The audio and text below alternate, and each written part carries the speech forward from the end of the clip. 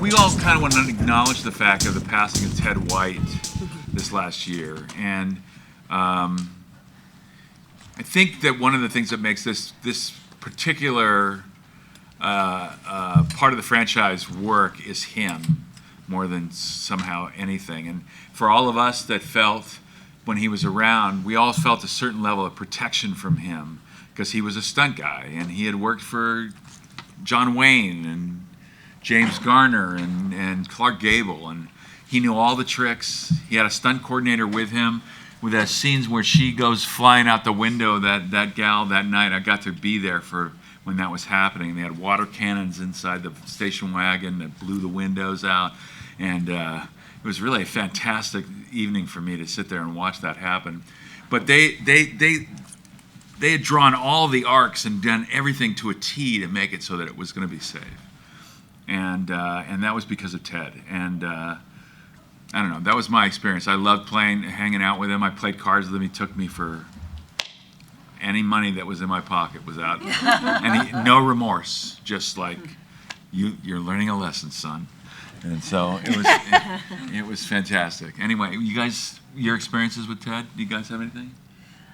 Well, I think you've said it all. I mean, you know, it was such an early experience for us. I'd never worked with a stunt person. I'd never been in any other movie.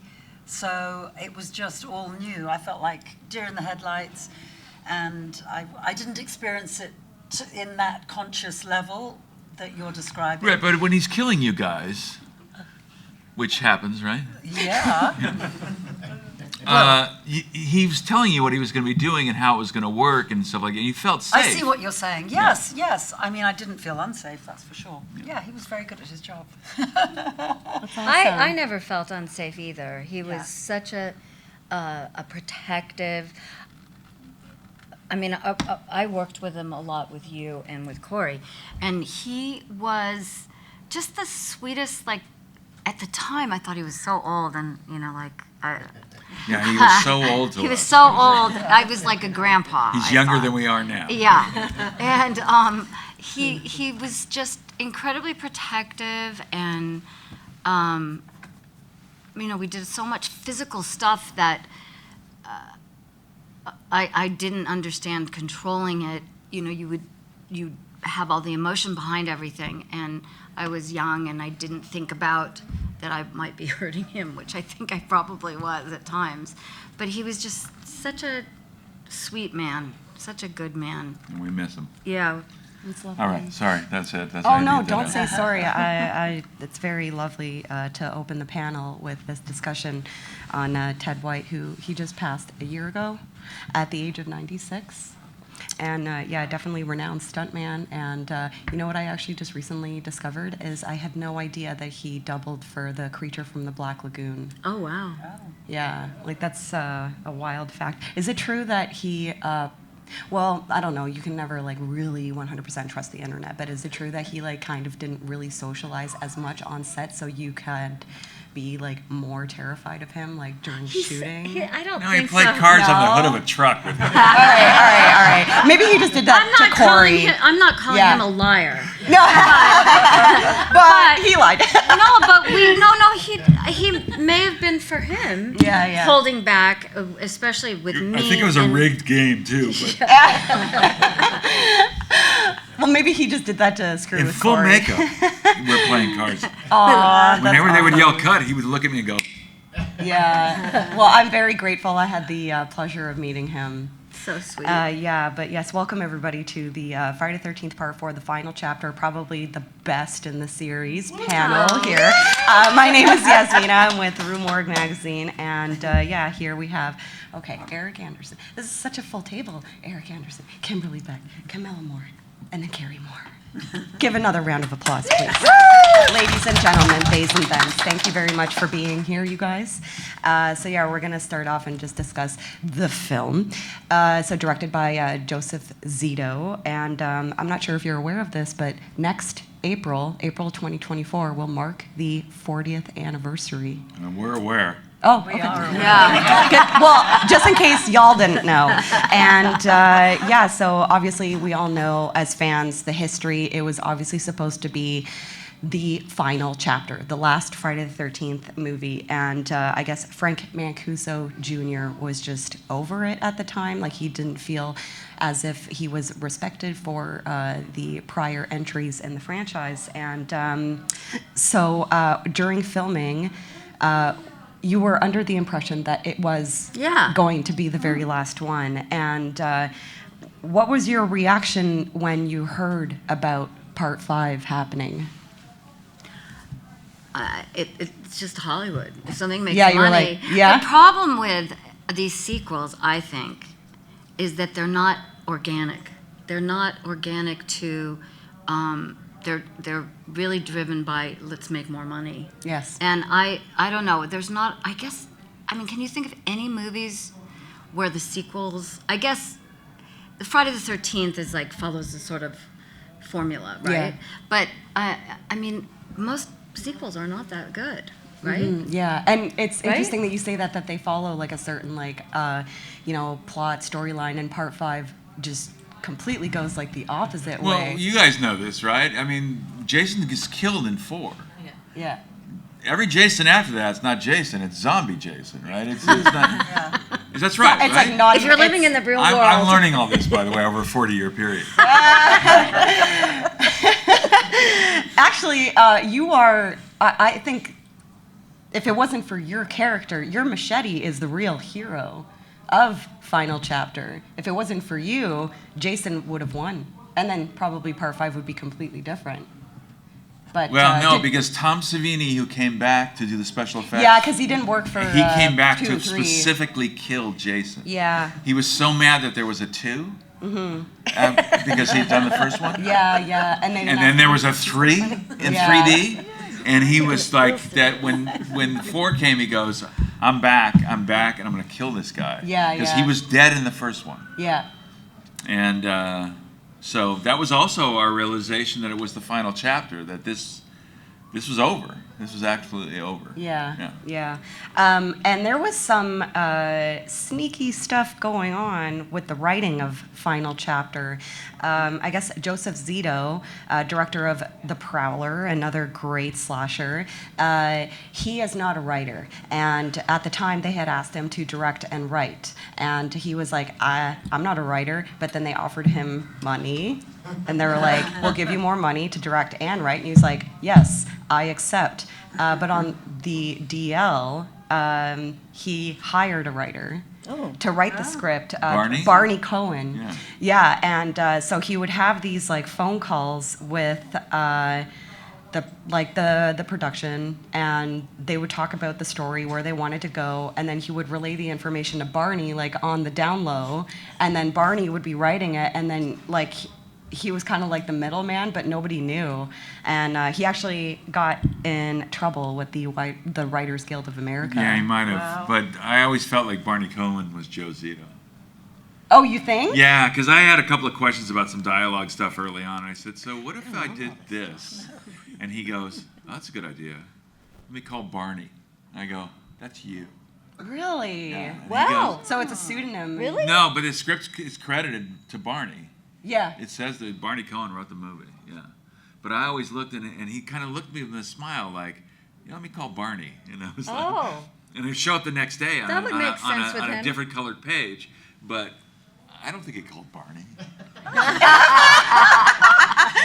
It's just like phantom, like But he's persona. basically saying, I'm not the writer. Don't talk to me because I'm not the writer. Yeah, Barney yeah. is. Well, we were speaking about Ted White and being a stuntman. And speaking of stunts, you did your own stunts, Kimberly. No, I did some things. You did some I things? was very physical, but I mean, like jumping out of a window. Onto the back Yeah, of the yeah. station wagon, No. flying. No, she didn't do that one. But you actually like did you got some- like, what is it, like the official like stunt card? No. Or like I heard that too. I don't Yeah. know. Maybe somebody else took it from me. I heard yeah. that. But you did some stunts though on your Yeah, own, which yeah, is I was impressive. really physical, which was Yeah. an amazing thing because I'm a total klutz. I don't know how. I'm always hurting myself. My kids and my husband are like, just watch out. Don't let mom do that. So was it something like you, like with intent wanted to do your own stunts, or did they tell you, or ask you, do you want to, or how did that happen? No, I just did it. I mean, you did what you had to do. You did what you did back in the back in those days. Nobody complained. I was like, yeah, I'm glad I got a job. Yeah. And it was fun. It was really fun. I mean, there was a lot of physicality to the character towards the end, which was in bitter cold Topanga Canyon all night long, drenched. with rain. Yeah. With rain. Yeah. It was.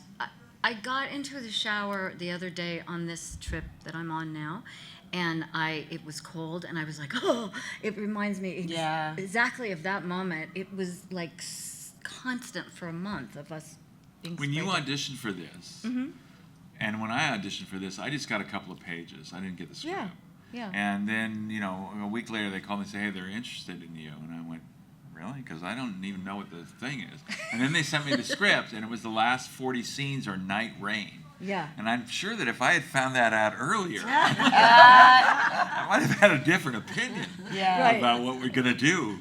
Because for continuity, for every scene of her and I, we were out, crossing from one house to the other, and then we have the fight down in the basement, and she has to cross back. And then I'm dead at some point because he uses my body to throw me through the window to get into the other house.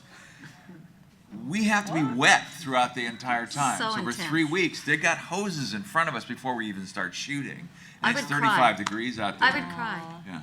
That's why I'm crying so much in the movie. It's so cold. I get that. She's just shivering the whole time. I hate winter, so I totally get that. It's like today's weather, actually. But I want to say something, though, just about this guy and about Ted and about Corey. I was towards the end. We all had fun in the beginning and stuff, but towards the end it was like, oh, fuck hell. I've got to get drenched again. But having, you were the nicest friend to have, and so was Corey. And so was Ted. So I felt like, as the woman that was left over and had to do all this stuff, I was so protected by these wonderful men. And I mean, Corey was not a man, but he was a very sweet kid. And it was, for me, it was just such a great experience. I just want to say that because you. Well, I'm so happy we you were had a protective great of you experience. because you did not look well. And sitting there shivering, like holy shit, get some coffee over here. Oh, it's so bad. I bet. Well, there's a... Ted handed me some cognac one night and said, this will help. Did you take it? Oh, yeah. That's awesome. Well, I know that obviously the people in this room are fans of Part 4. Have you all seen the deleted scene? Nobody has seen it? Really? Yeah. So the deleted scene of you finding your mother, like Mrs. Jarvis, in the bathtub. It's really unfortunate that got cut. Like, it was a dream sequence. Did you ever see it? Did you ever see I never saw the deleted scene, but I don't know how you're going to deal. I do not know, as an actor, how you deal with the death of your mother and your young brothers there too, that you've never processed the trauma of the death of your mother in some way because you have to fight off a homicidal maniac. So you did wonderful. Like, it was, it's a but travesty. by showing you that, I think that would make that a bigger question somehow. Yeah. That when the thrust of the movie is now, Jason's got to go. Yeah. You know what I mean? Yeah, it probably would have been good to have in there. I mean, Well, it was a I don't dream think so. sequence though, because No. then she wakes up in the hospital after, that's right, that's right. Like, It's so right, it's after she all did it of that. really fine, but just the actual shot and the like the acting that you portrayed. Oh, that's right. So in your it mother, we was don't know if your great. mother ever died, or do we? It's like presumed, I guess, but however, it's just like the. I see her at Costco all the time. Oh, that's awesome. But it's a travesty that the sound is lost. But these days, I don't know, like sometimes like people find the old film reels and they just like hire actors to re-record audio. Somebody you had know? me doing that with Oh. looking at it for, I You did a commentary on Yeah. it.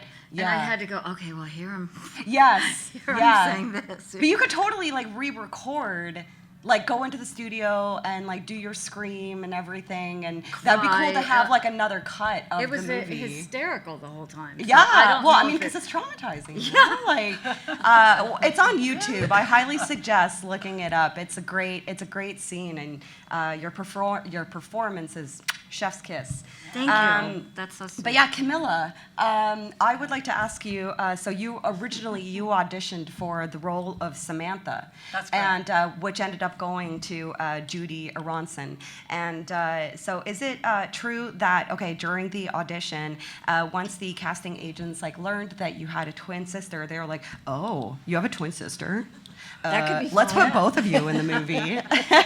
Yeah, well, as any actor knows, you never want to be stopped when you're reading. And so I prepared this scene. I was a little nervous. There was nudity involved, but as a young actress, I just wanted to get into a film and get my resume growing a bit. So I auditioned, and as I was reading, but Joe Zito was in the room.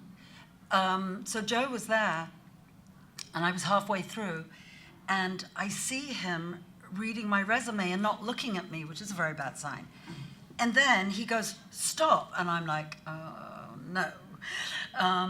And then he just went, "Have you got a twin sister?" And I went, "Yeah." And he goes, "Where is she?" And I said, "She's in Paris." And he goes, "When's she coming back?" And I went, "Well, she's coming back on Friday." And he just turned to Fern Champion, the casting director, and went, "Get them both in on Friday." Oh, wow. And I'm like, "What's happening?" I And- didn't know that. That's Yeah. so great. And Great so for that's me.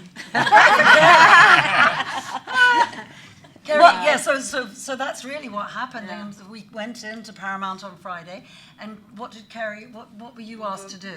Pretty much nothing. I mean, I probably had to say something like, "Come over here," you know. Yeah. Yeah, that's what we had like 3 lines of dialogue, and it was that's run. Yeah, fabulous. Yeah. But I think actually it's the same as what you're describing, or you were describing as well, about whether there was much of a script, because what Joe has told us in the part, like now more recently, is that the script didn't have twins in it, but he had always in his head thought, "Oh, wouldn't that be fun if there were twins in a film?" And there he was with me in front of him, and I had a twin sister, and I think this might be an urban legend, but I think our parts were written based on the fact that he had met 2 girls Yes. that fit the role and were the right age. I think that's what Yeah. that's what the internet says. But you had mentioned that even before, when you were auditioning for Samantha's role, you were a little apprehensive because of the nudity. Yeah. And but Carey, was it you that was like, "No, let's do it. Let's get naked."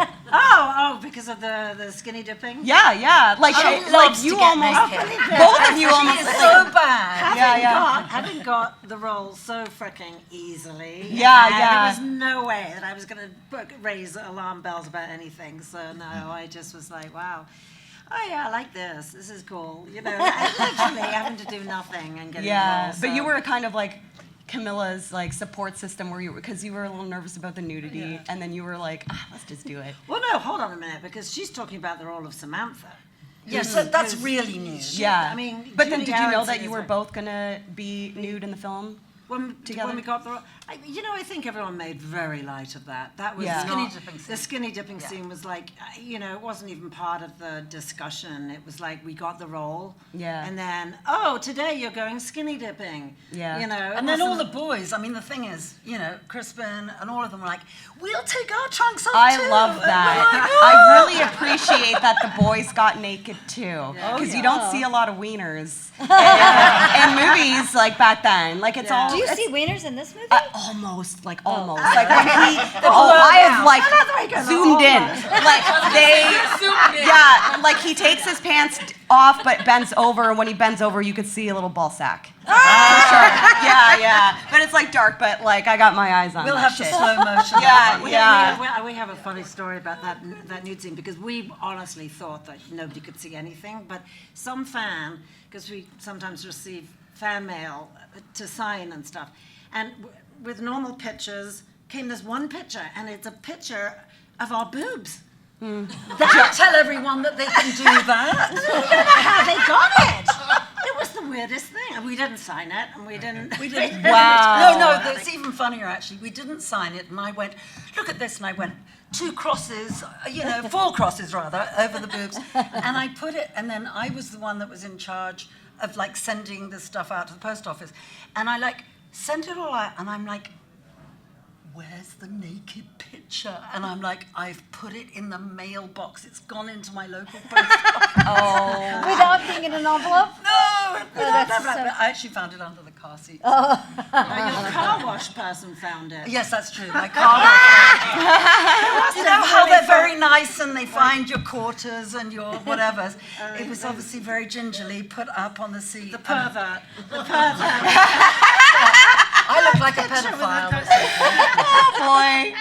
Well, I'm glad that, I'm really sorry that Judy ended up getting hypothermia. Yeah. But at least you didn't get hypothermia. No. Like, had you gotten Samantha's role. And I do know that Ted, Ted was really upset about the treatment towards the cast during filming because, like, he kept on telling Joseph, like, she should not be in that freezing cold water. Like, take her out. Yeah, that was he's different like, lake, no. by the way, just so you guys know. Oh, it was a different lake, yeah. The It was skinny at dipping scene Franklin, was at a right? private lake up in Santa Yeah. Barbara County. Yeah. That's right. That's Yeah. right. And Judy's death was done at Franklin up at Canyon. Franklin Canyon Reservoir in And I know she got really cold, didn't Yeah.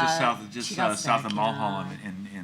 in like above Beverly Hills. And it was by then the time they shot that it had gotten a lot colder too. Yeah. Well, I have a couple more questions for Camilla. Did you?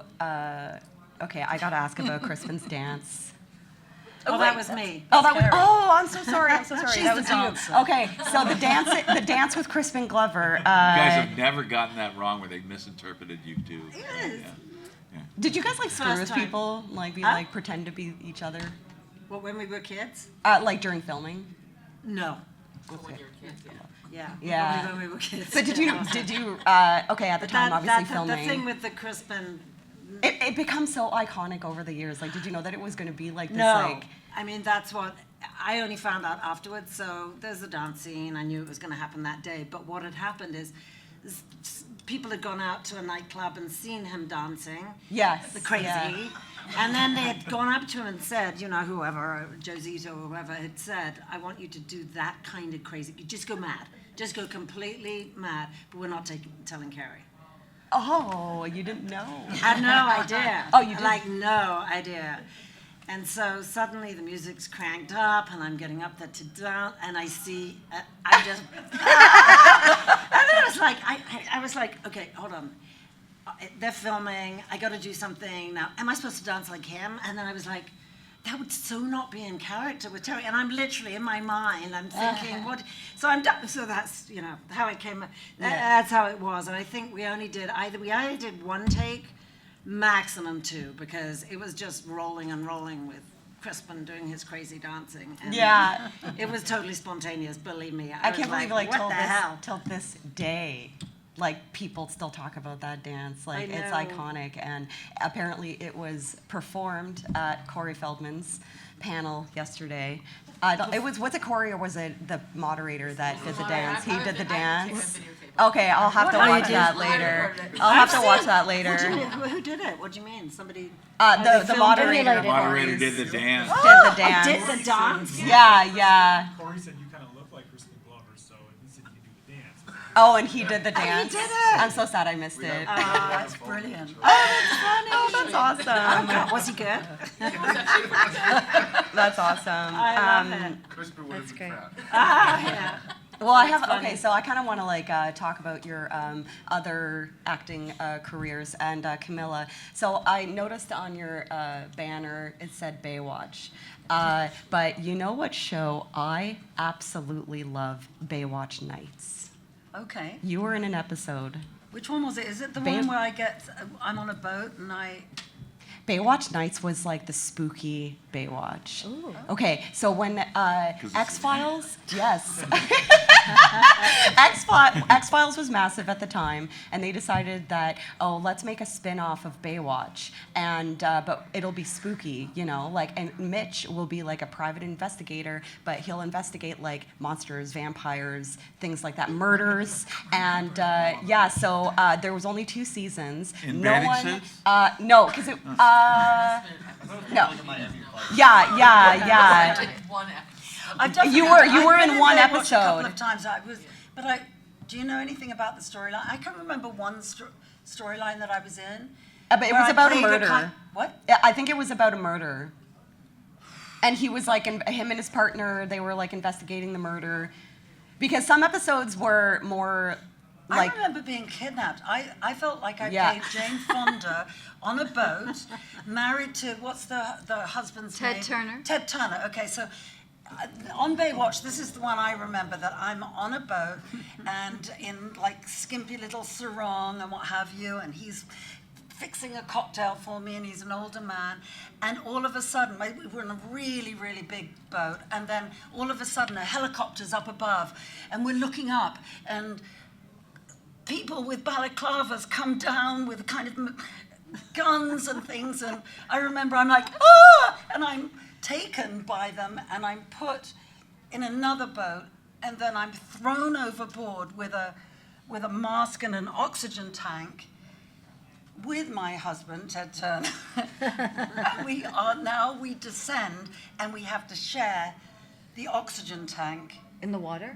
in the water, and it's running out, and there's a ransom on us. That's the story from Baywatch that I remember. That's Wow. Baywatch Nights. Very interesting. Yeah, Sounds very yeah, intense. Baywatch, like, It was and it intense. was never That's released. a feature.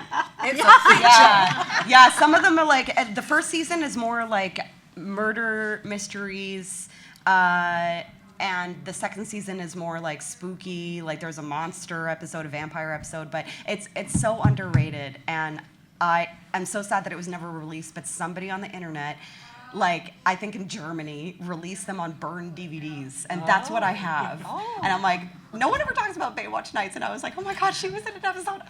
That's amazing. wow. It's such a, I love it. So I love happy it. for you. Yes. I know. But yeah, so I have a question for you, There's Kimberly. no context at all. Nobody's ever seen the show. Yeah, I have. If I ever meet David Hasselhoff, I'll be like, I'm your only Baywatch Nights fan. But yeah, so Kimberly, is it true that, did you used to live with Peter Barton? No. No? I didn't Or- live with him. I dated him. Oh, dated him. Okay, sorry. I Yeah, that's right. I like to call, I have nicknames for a lot of people, and I like to call him Peter Barton with jelly. And yeah, so I heard that he almost didn't do the film, and because he had a bad experience working on Hell Night, and was like, I don't really like horror movies, and because remember he like got thrown down the stairs in a scene in Hell Night, and he actually really injured his leg, and he's limping in Hell Night, and so he was like, like screw horror movies, and then but he was friends with Amy Steele. Yeah. Yeah, with so Amy They Steele did from Part 2. that show together. The The Matthew Starr. Starr, and so she was the one that actually like convinced him, like, no, you should do final chapter, you should do it.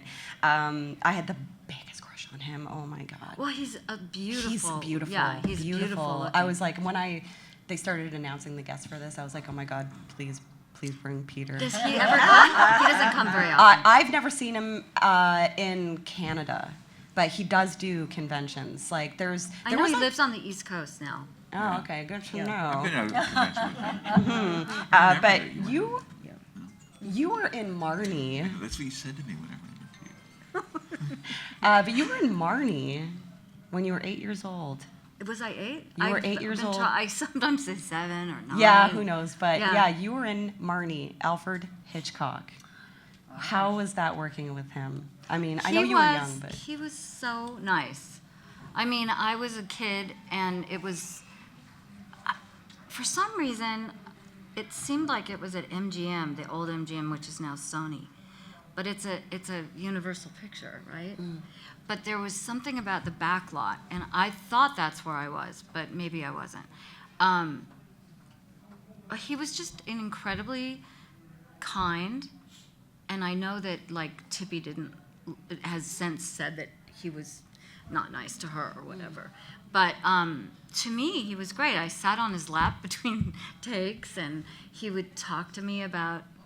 I mean, the one thing that I really do remember, and I've said this before, is that he said he likes to listen to music as he falls asleep, and his wife doesn't.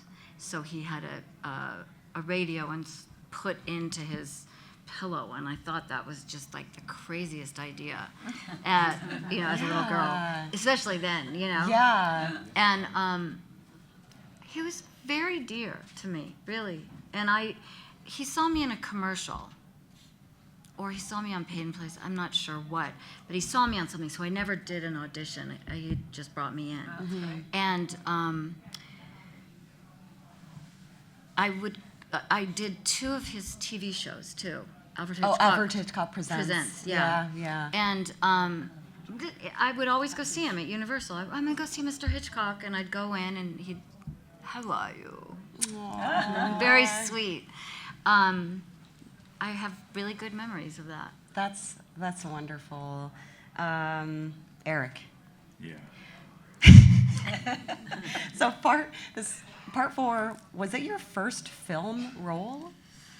No, I had done a couple of movies that never got released. Oh, okay. And I was doing a television series at the time called Bay City Blues that was a Steve Bochco show, and I played a minor league baseball pitcher who was kind of at the end of his career, even though I was 26 years old. And because I was an authentic actor, I grew a mustache for the role, because the only guys who had mustaches in those days in the 80s were baseball players. I was going to say Tom Or Selleck. people in West Hollywood.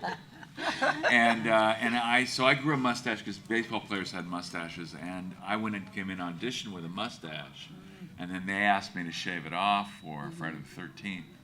And then I have later scenes of me coming back to do Bay City Blues with a fake mustache, and it really looks bad. I'm going to Google that It's later. just horrible. There's nothing worse than a fake mustache. They Oh, never I know. look right. Couldn't get it right, and Yeah. it just. They all and it look was, like porn by then stars. it was it was winter. It was cold. It was like separating. It was really bad. Yeah. Well, I'd have to say that your death is probably the scariest and more grueling death in Final Chapter, because yes, while Jason's kills are gory, they are very quick. They get cut very quickly, and it's like, yeah, sure, like an axe to the face, Well, that and was, it's like, oh, next scene, But your death is painful. Like, you're screaming for your life, like, I'm being killed, and like you can feel the anguish with the emotion that you're delivering, like in your death. That was in the moment that this happened. Yeah. Because Tom Savini had all the tools for my killing, which were in the script, of my flesh being ripped away by this 3-pronged gardening harrow and blood spurting everywhere and all that stuff. And in the moment, Joseph Zito says, I don't want that with him. Mm-hmm. I want this to be a psychological death. I want to see that this is the last. I want it to be extended, and I want to see it be the last moment of this person's life. Yeah. And then who's left is her and a 12-year-old and a homicidal maniac. That should kick the film into another gear at that point, which I thought was really. I thought it's weird about Joe Zito, because he said he's not a writer or whatever, but he really understood narrative structure. Mm-hmm. And just by the stuff that he talked about with you guys and stuff like that he did with you when it came to Crispin's Dance, this was not. There are a lot of horror films being made or whatever, but this guy was approaching this thing. And I remember Fern Champion, he had seen like 300 guys to play Rob, supposedly. And I don't know when I came in the process, but after they actually cast me or whatever, Fern was like, oh, God. They finally got somebody. And I said, oh, what? What's the deal? And she goes, we started calling him Francis after, as in Francis Coppola. He was casting Friday the 13th Part 4, and he was seeing 300 guys. So, anyway, the story that I'll tell this really quick, but the night before, when it'll be Tuesday, October 31st is the first day of filming when you guys shot out that stuff up in Saco Lake, I think. And we shot the stuff in the car. It was that day. And then we were let go while they got nude. we went That was our first day. we went back to the hotel. Jesus. Corey, I, and Kimberly went back to the hotel, and we had done a few things, but at some point there was a knock on my door, and Joe Zito was at the door, and I said, "What's going on?" He goes, "Hey, have you ever seen one of these movies?" I've told this story many times, and I said, "No, I actually haven't." He goes, "Well, this is what happens: is that there's these kids, they're kind of stupid." And they do these stupid things, and then they get killed one by one. And when they do, the audience it's a very visceral release. It's a very exciting thing. People are into the special effects, whatever all that stuff was. And it's very exciting. But when you die, I don't want that to happen. I want silence. So that's the trick. How do we do that? How is your performance built in such a way that when you die, people are concerned? Yeah. And I said, okay, so that's what we did before every take to try to say, well, what am I doing in this scene? How am I treating these people here to make that a reality for you when you get to that part of the movie? And so then that day we were going to shoot the killing. He just goes, we're not doing it that way, we're doing it this way. And then he told me about the he's killing me line in that moment. And he told me the story about the guy who was in the apartment building down below somebody, and somebody was stabbing this guy in the street, and he's screaming, he's killing me, he's killing me. And everyone kind of opened their blinds and looked down, and Was then it the Son of Sam? closed the blinds. Yeah. No, it was just It was a was random like killing around in New the York Son of City. Sam Oh. But he thought that was such a harrowing image in some way that he wanted me to go ahead and do that. And I believe that we only did a take and a half or 2 takes of that whole thing.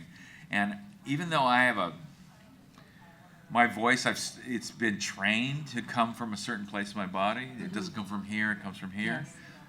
Yes. I lost all the ability to control it in that moment. And I couldn't speak for like 2 days after. Oh, wow. Wow. Wow. It's a great scene. Yeah. It really is a tormenting death. Like, you can just like, But some people think it's dumb. I don't at all. Of course he's killing you. Yes. No, but like just you feel bad for your character. Like, you're like, oh shit. Like, oh my God, I would not want to be in that position. But Joe's thing was Everybody that else gets this killed is- and it's like you're dead like that. This is this guy's last moment on Earth. Yeah, exactly, and that's how you portrayed it, and I definitely think it was a great scene. But yeah, so you had worked with Joseph actually. So I also, I'm a huge horror fan, but I also love action movies, and you worked with him Missing in Action with Chuck Norris. Yeah, that's a funny story. I don't know if anyone knows Chuck Norris. Well- but Chuck Norris is about 5'2". And Joe calls me up and says, hey, I'm going to the Philippines to make this movie. I have this role for you. You want to do it? And I said, yeah, sure. And it was really a fun time. But I realized when I stood next to Chuck Norris that I would never be in the movie in any of the scenes where I was standing next to Chuck Norris. So suddenly we're shooting, and I'm all the way across the jungle over here, or I'm all the way across the thing. And in the end, I'm dead by the time the dream sequence of the movie is open at the very beginning. And subsequently, Joe went on to do a couple of more Chuck Norris films. Yeah. And he called me up and he says, I can't bring you. I go, why? He goes, you're too fucking tall, man. Or actually, Chuck is too fucking short. That's sorry, wonderful. did you have a question around that? No, actually, I just wanted to mention that you were in that movie. But I actually, now is the time where I want to nerd out. Because you were in a TNG episode, and I'm a big Trekkie. Conundrum. And Conundrum, season 5, the episode, it's like everybody's not total memory is erased, but like they have no idea who they are, but they still have their abilities. I show up on the bridge. And he's the only one that's like on the bridge that's like something's And not right. I'm a lieutenant commander suddenly. And Yeah. nobody's ever known who we are, but they've lost their memory, so they look at me and I have some authority. Yeah, and like, I love Star Trek so much, and I love TNG. Please tell me everything about working on Star Trek. No, I'll tell you what, these are my anecdotes from working on that show. Very first day I come in, I sit in the makeup trailer, Patrick Stewart's sitting right next to me. He's reading the script, and then he just takes it and he throws it right against the mirror. And I go, something I said? And he goes, we lose our fucking memories again. And And it was like the 6th time in the 5 years or whatever it was happening. It's like these writers have no imagination anymore. And it's the first day that I'm shooting, and I'm like, this is what I'm starting with. That's great. So the tunics that you wear. This has nothing to do with Star Trek. This is the experience. Those tunics that you wear, they're very kind of valuable in the sense that they don't want you to fuck up. They don't want you to smoke and put ash on it or put some mustard on it because you're having a hot dog at craft service or whatever. So whenever you leave the set, they pull it off and you have a white t-shirt and everyone's walking around in white t-shirts. And then when they have to bring the actors back to the set, they bring them back kind of in the order of their importance. And me as the guest star came back very early in the process. And they put the tunic back on you and then you wait for all the other actors to come back. And by season 5, there was a hierarchy that had been built. Mm-hmm. So if Jonathan Frakes came back after Patrick Stewart, the next time, Patrick Stewart would wait until Jonathan Frakes was on set before he would show up. So this process could take a half an hour to 40 minutes to get all the actors back on the set to shoot the simple scene because there was all that bullshit that was going on between all of them. Yeah. And I was just sitting there going, oh, this is insane. I'm only here for the week. And this is also crazy. And the last thing is that the guy who directed this episode was the first AD. So he had been bumped up to be the director of the episode. It's his first episode. Very jacked up, very excited and stuff like that. So I was trying to encourage him throughout the process because that's kind of what I do in life. And at some point, he set up a shot and I said, so I'm just curious because I am curious. The coverage is over here, right? And then you're probably going to turn around and go that way, right? And he goes, yeah. And I looked at him and I thought, well, that's a weird response. So that was on a Friday. And so on Monday, I come into work, and he's sitting on the steps of my trailer. And I go, hey, Len, what's up? And he goes, I'm really pissed at you, man. I'm really pissed. Why would you question what I was going to do? Whoa, what? And I was like, no, I was just curious. I just wanted to find out what, because if I ever wanted to direct myself, maybe this is where I'd put the camera, and why would you make that choice, and stuff like that. And he had carried it the whole weekend. Oh, wow. And it just had to do with the fact I'm sure he was getting hammered by the producers because it was his insecure. first episode. Yeah, exactly, or whatever. Right. But that kind of, that made the rest of my experience not so pleasant on that show. Did you have any fun with Brent Spiner though? Well, I went on to do an Outer Michael Limits. Dorn? I went out to do an Outer Limits in Vancouver with Brent Spiner. We didn't talk that much during the thing, though. That dude would come on set with that makeup on and have all that stuff to say, and he would do it a full paragraph of technical dialogue one time, and just like, good night, everybody. Wow. And I was like, nobody does that. That was Yeah. fantastic. His brain was so beyond. But I did an Outer Limits with him that's a couple cool. years later, and we spent a lot of time together. I really enjoyed hanging out with him. I love watching all the behind the scenes of TNG because Michael Dorn is hilarious. He's a good cat. But they all were like, they wanted to also express the fact that there were all these actors that were beyond these characters in Star Trek. So a lot of these musical comedy routines that they would start doing on the set. And I was like, come on, okay, you're really good at what you do. Yeah. Can we shoot? Is that what Denise Crosby's in? The Yeah, next Yeah, she's for the only first in episode, for season season one. one. She's my neighbor. Oh my God, Alright, that's awesome! You just say hi for me I because will. she's my first acting class. Was Oh with my her. Oh, that's I love wonderful. her. I She's love so her so nice. much. She was in season one, but then she did come back to play her like half Romulan daughter. In later seasons. Yeah, okay, I'm a nerd. Those are my friends who are making fun of me. But yeah, That's Denise cool. Crosby, another person I would just like love to meet. She's so sweet. I've only seen Patrick Stewart on theater, he did Waiting for Godot on Broadway in New York, but I've never met like any of the cast. You're the closest thing. So I was like, oh my God, TNG. Well, I was one of 3 people who auditioned at the network level for Riker. It Oh. was me and Chris McDonald and Jonathan Frakes. Oh. And I didn't get it. And so when I showed up to do my episode, they said, this could have been, Jonathan Frakes goes, this is supposed to be, this is the guy who's supposed to, this is going to have been me. Yeah. This is the guy. And that He put it- directed it. Was he in He it? did- Because I never No, watched. he was. Jonathan He was. Frakes? Jonathan was in it. Yeah. So he was a regular character in it. And I of course, that's extra pressure on me that I didn't need. Yeah, I did meet him actually at a Comic-Con. I totally forgot. He's a giant. He's a nice He's a guy. giant. Really Yeah, really great seems like guy. a nice He guy. he directed some He- Orville's. Oh yeah, he also did direct some TNG, and I think he directed Generations. Yeah, he directed the Anyways, my features. nerdiness is coming out here, Okay. but I was wondering so you had mentioned that the first day of shoot was Halloween. Did you guys take Corey out trick or treating? Yes, Cute.